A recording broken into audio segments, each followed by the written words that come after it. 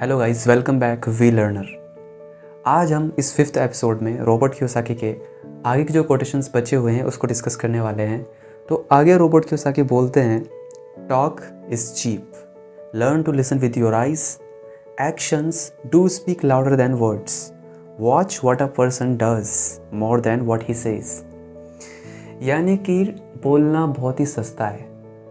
हम बोलते हैं कोई भी चीज़ करने के लिए कि यार मैं ये काम करने वाला हूँ। हम अपने दोस्तों के सामने शो ऑफ करते हैं, यार मैं वो काम करने वाला हूँ, यार मैं ऐसा करने वाला हूँ, मैं वहाँ जाने वाला हूँ, मेरा ये प्लान है, मेरा वो प्लान है। तो रॉबर्ट कियोसाकी बोल रहे हैं, बोलना बहुत ही सस्ता है। Learn to listen with your eyes, कानों से मत सुनो, आँखों से सुनना सीखो। Learn to listen with your eyes.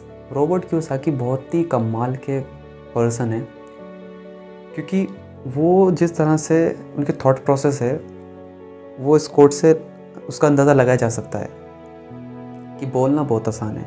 अपनी आँखों से देखना सीखिए, अपनी आँखों से सुनना सीखिए, अपने कानों से मत सुनिए, क्योंकि बोलना बहुत ही सस्ता है। Actions do speak louder than words, यानी कि शब्दों से ज़्यादा पावरफुल कौन होता है? हमारे एक्शंस। अगर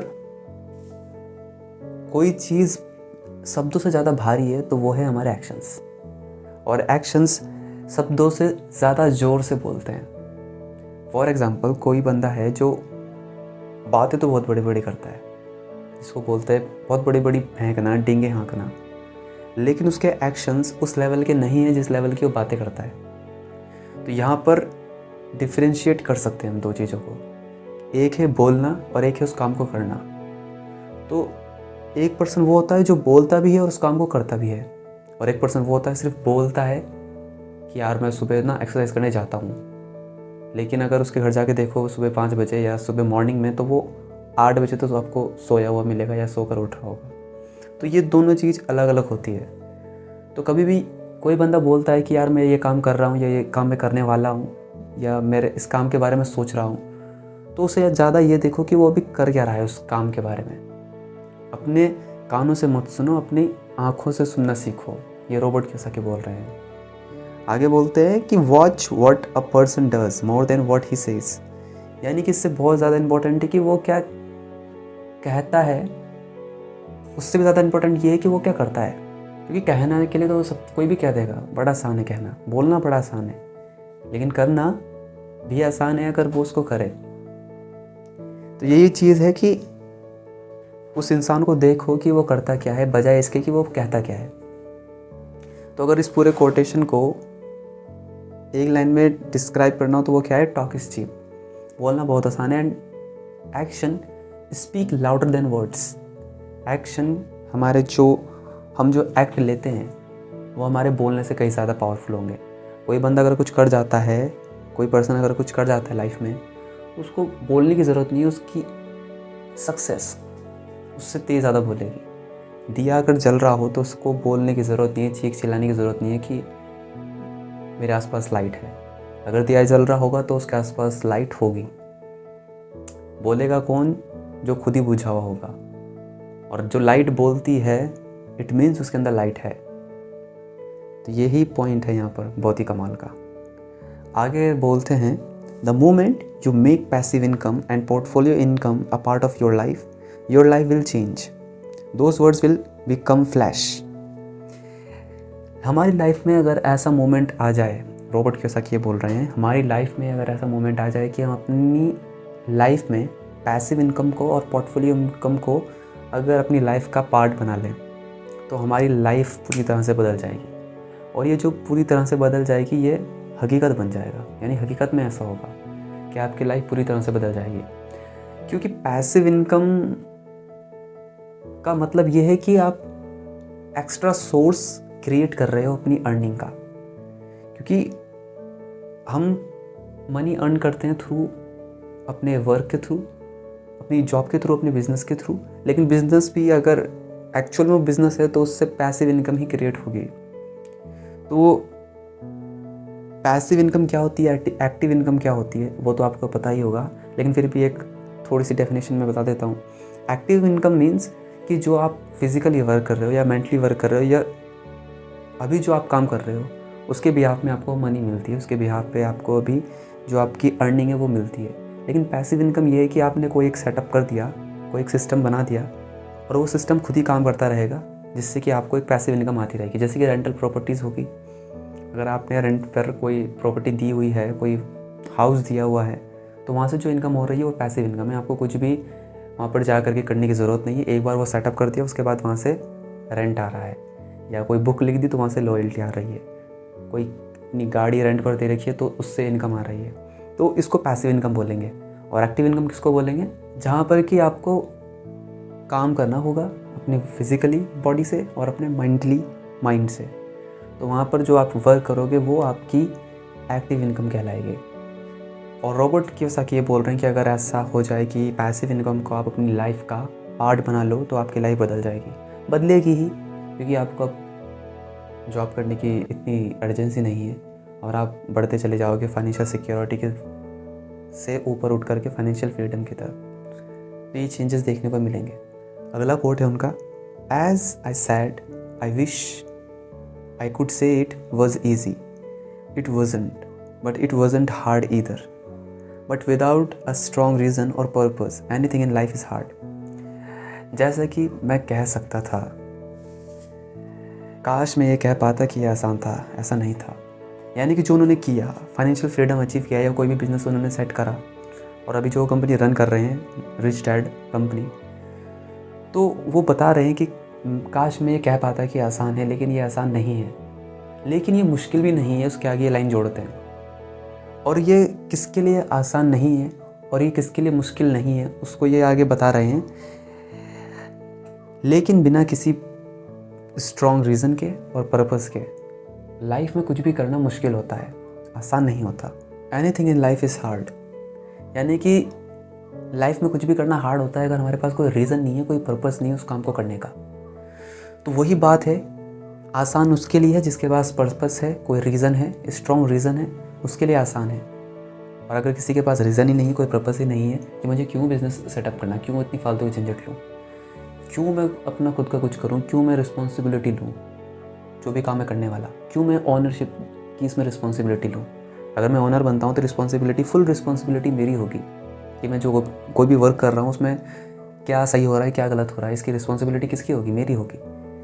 तो ये रिस्पॉन्सिबिलिटी लेना आसान नहीं है उसके लिए जिसके पास कोई स्ट्रॉन्ग रीज़न नहीं है। अगर आपके पास रीज़न है कि मुझे फाइनेंशियली फ्रीडम होना है, मुझे फाइनेंशियली फ्रीडम चाहिए, फाइनेंशियल फ्रीडम चाहिए, तो आपके पास एक स्ट्रॉन्ग रीज़न आ गया खुद को बेटर करने का, खुद के ऊपर काम करने का, खुद को बदलने का, खुद को बेटर करने का, खुद को स्ट्रॉन्ग करने का, और अपने आप को इस तरह बदलने का कि आपकी जो थॉट प्रोसेस है वो बिल्कुल ही एक अलग लेवल पे चली जाए। आपकी थॉट प्रोसेस उन 5% लोगों की तरह हो जाए जो कुछ अलग ही तरह के हैं, जो कुछ अलग ही तरह से सोचते हैं, कुछ अलग ही तरह से देखते हैं, अलग ही तरह से बोलते हैं। तो ये स्ट्रॉन्ग रीज़न आपको चूज़ करना है, ये पर्पस आपको चूज़ करना है। देन उसके बाद ये आपके लिए ईजी हो जाएगा। और हार्ड उनके लिए है जिनके पास कोई रीज़न नहीं है, कोई पर्पस नहीं है। क्यों करें हम financial freedom achieve? Financial security बहुत है तो हम तो इतने में ही खुश हैं, हमको ज़्यादा नहीं चाहिए, हम ग्रीडी नहीं हैं। तो अगर नहीं है तो बहुत अच्छी बात है। आगे बोलते हैं Kiyosaki, find the game where you can win and then commit your life to playing it and play to win. यानी कि उस गेम को ढूंढिए, उस गेम को खोजिए जिसमें आप जीत सकते हैं, यानी कि जिसमें आपकी ग्रोथ हो सकती है, आप ग्रो कर सकते हैं। उस गेम को ढूंढो और ख़ुद को कमिट कर दो उस गेम को खेलने के लिए। यानी कि हमको तो पहले ये पता ही नहीं होता कि हम किस चीज़ में अच्छे हैं, किस चीज़ में हमारा इंटरेस्ट है। तो उस इंटरेस्ट को पता करने के लिए हमको अलग अलग चीज़ें ट्राई करनी पड़ेंगी, अलग अलग चीज़ों पर खुद को आजमाना होगा, देखना होगा कि कहाँ पर हमारा इंटरेस्ट है। लेकिन इतना भी वर्क कौन करे, आलस इतना है जी, ना ना ना ना ना, इतना भी हमसे नहीं होगा। हमको बता दो कोई कि हमारे लिए क्या सही है, क्या गलत है। तो अगर आप ये कर पाते हो, अपना इंटरेस्ट ढूंढ पाते हो किसी भी काम में, यहाँ पर गेम वर्ड यूज़ किया है, काम को भी कियोसाकी का माइंड लीजिए क्या करें। Find the game where you can win, यानी कि कोई ऐसा गेम ढूंढिए जहाँ पर आप जीत सकते हो। जीत सकते हो का मतलब क्या है कि आप सीख सकते हो, आपको वहाँ पर ग्रोथ मिले, आपको वहाँ पर खेलने में इंटरेस्ट हो, तो वही जीतना हो जाएगा आपके लिए। कोई ऐसा नहीं है कि आप जीतते चले जाओ वहाँ पर, हारना भी होगा, लेकिन उस हारने से भी आप सीखते रहोगे क्योंकि आप ग्रो कर रहे हो अंदर से। And then commit your life to playing it and play to win. और अपनी लाइफ को कमिट कर दो, खुद को कमिट कर दो कि मैं इस गेम को खेलूँगा या मैं इस काम को करूँगा, और खेलो जीतने के लिए। जीतने के लिए मतलब क्या? पैसे के लिए एक लेवल है, दूसरा लेवल ग्रोथ का है, या बोल सकते हैं पहला लेवल ग्रोथ का है, दूसरा लेवल मनी का है। क्योंकि आपको अगर ग्रोथ ही ना मिले उस गेम में तो वो गेम नहीं है, वो काम है, वो वर्क है। लेकिन यहाँ पर गेम वर्ड यूज़ करा है। तो फर्स्ट इज़ इंटरेस्ट, आपकी ग्रोथ होनी चाहिए उसमें, आपका इंटरेस्ट होना चाहिए उसमें। देन मनी भी उसमें कंक्लूड हो जाएगी। ऐसा नहीं है मनी को छोड़ दो। ये बड़ा कमाल का कोड है, लेकिन ये नेगेटिव वे में रॉबर्ट कियोसाकी बता रही है, लेकिन है बड़ा पावरफुल। तो देखते हैं द पावर ऑफ कांट। मैं नहीं कर सकता कि पावर क्या है। हम बोलते हैं यार मैं ये काम नहीं कर सकता, तो उसकी पावर बता रहे हैं रॉबर्ट कियोसाकी कि उसकी पावर क्या होती है कि मैं नहीं कर सकता। The word can't makes strong people weak. मैं नहीं कर सकता एक स्ट्रॉन्ग पीपल को वीक कर देती है, एक स्ट्रॉन्ग पर्सन को वीक कर देती है। आप हो सकता है बहुत स्ट्रॉन्ग हो अंदर से, आपको पता भी नहीं है, और आप बोलते हो यार मैं ये वीडियो मेकिंग, ये कैमरा फेस करना, ये बोलना मेरे बस की बात नहीं है। तो आप कर सकते थे उस काम को, क्योंकि बहुतों ने ऐसा काम किया है कि वो बहुत शाई थे, लेकिन आज वो कैमरा फ्रेंडली है। लेकिन आपने अपने माइंड में क्या बिठाया? द पावर ऑफ कांट, मैं नहीं कर सकता। तो आप स्ट्रॉन्ग थे पहले से ही, यानी कि आप सीख सकते थे, लेकिन आपने खुद को वीक करा। Blinds people who can see, उनको अंधा कर देता है जो देख सकते हैं। देख सकते हैं मतलब क्या? कोई भी इंसान कुछ भी सीख सकता है। वो जो बोल रहा है कि मैं ये काम नहीं कर सकता, वो कर सकता है तब जब वो सीखने के लिए तैयार हो। लेकिन उसने अगर पहले ही बोल दिया कि मैं नहीं कर सकता, तो वो जो देख सकता था वो अंधा हो चुका है, उसका माइंड बंद हो चुका है। नहीं कर सकता तो माइंड ही बंद हो गया ना, बात खत्म। सैडन्स हैप्पी पीपल, खुशी इंसान को दुखी कर देता है। द पावर ऑफ कांट, यानी कि जो इंसान खुश है उसको दुखी कर देता है। यानी कि वो खुश था, किसी को देखा उसने करते हुए, यूट्यूब में वीडियो अपलोड करते हुए, यूट्यूब में अपना एक्सपीरियंस शेयर करते हुए, लेकिन जब वो कैमरा फेस करने आया तो वो दुखी हो गया। क्यों दुखी हो गया? क्योंकि मैं नहीं कर सकता। मन तो है, इसलिए दुखी हो गया। खुश तो था पहले कि मैं काम करूँगा, लेकिन जब अंदर से आया कि यार मैं नहीं कर सकता, तो वो दुखी हो जाएगा। Turns brave people into cowards, यानी कि बहादुर इंसान को डरपोक बना देता है।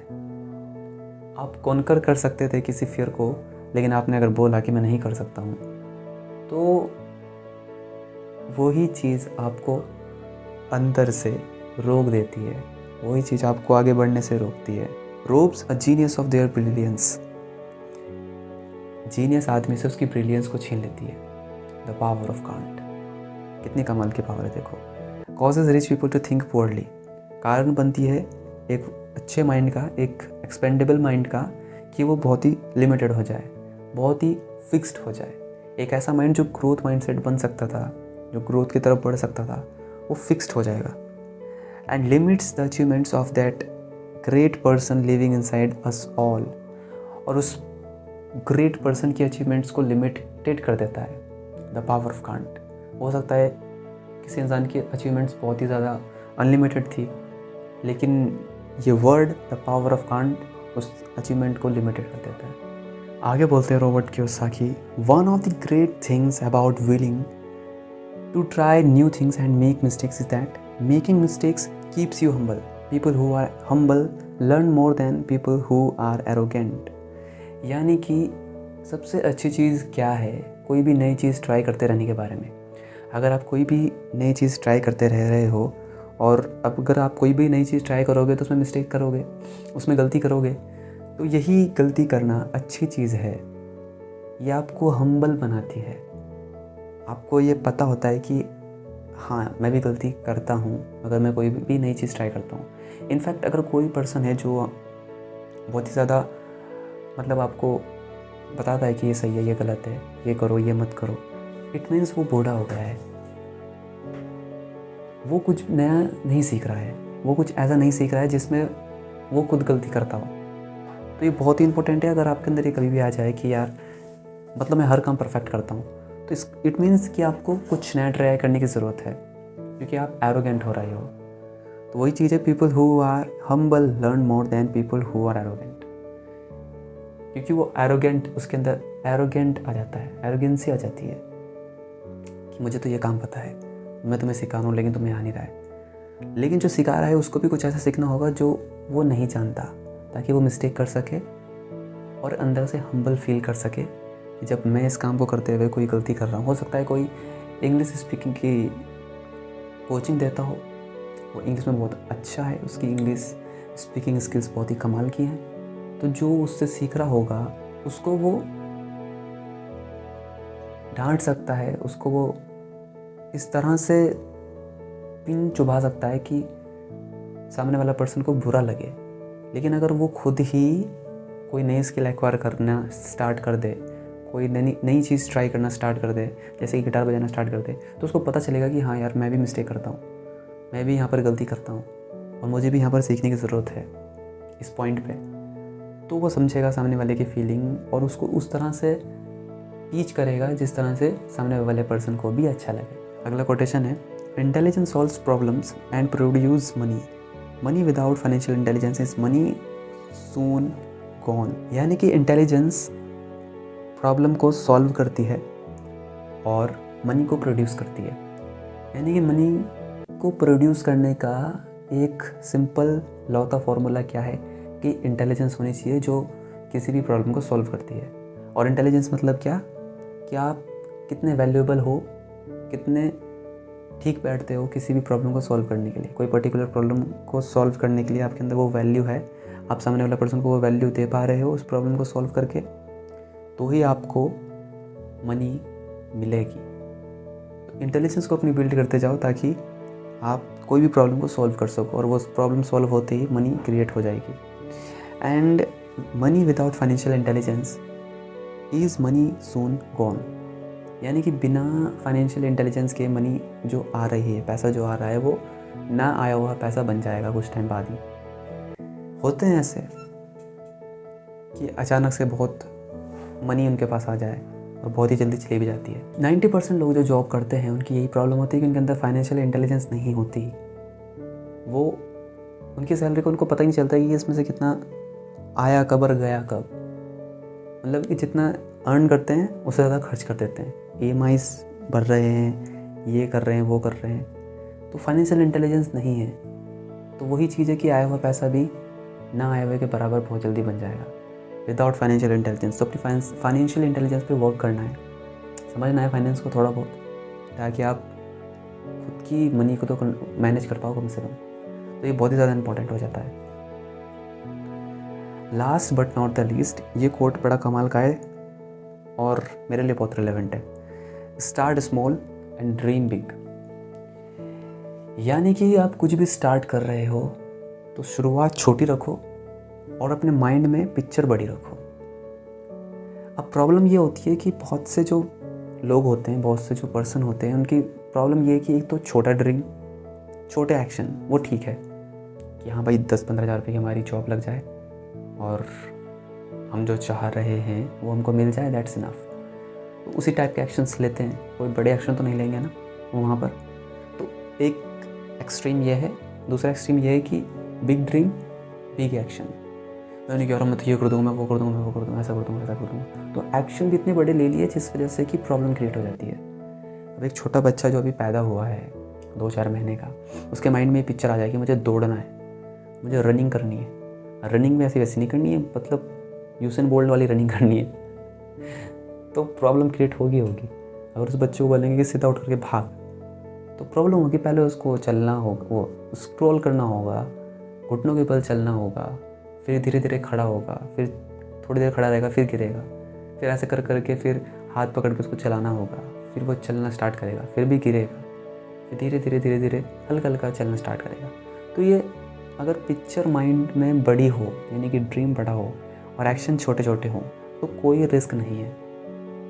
हम बोलते हैं यार रिस्क नहीं लेना चाहिए, ये है वो है। तो वो रिस्क तभी नहीं लेना चाहिए जब आपके पास वो कैपेबिलिटी ना हो। उस कैपेबिलिटी को, उस एबिलिटी को पहले ग्रो करो, अपने अंदर बढ़ाओ उस एबिलिटी को, तब जा कर के आप उस लेवल के एक्शन पर पहुंच सकते हो जहां पर आप पहुंचना चाहते हो, जहां पर आपका बिग ड्रीम वो कंप्लीट हो सकता है। तो ये टाइम का फ़र्क है।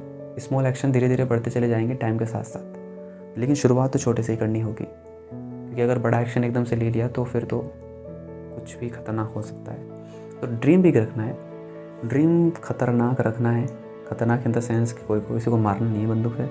औरों के जैसे ड्रीम होते हैं उनसे बिल्कुल अलग रखना है। वो आपकी चॉइस है कि आप क्या ड्रीम रखते हो, लेकिन एक्शंस छोटे छोटे लेने हैं। फॉर एग्जांपल मैं भी चाहूँ तो बहुत ही एक्सपेंसिव गियर्स ले लूँ, एक्सपेंसिव कैमराज ले लूँ, लैपटॉप्स ले लूँ और ये वीडियो शूट करूँ, बजाय इसके कि मैं सिंपल सा एक कैमरे से शूट कर रहा हूँ। एक बोया का माइक है, ट्राईपॉड है, तो ज़्यादा इन्वेस्टमेंट नहीं है इसमें।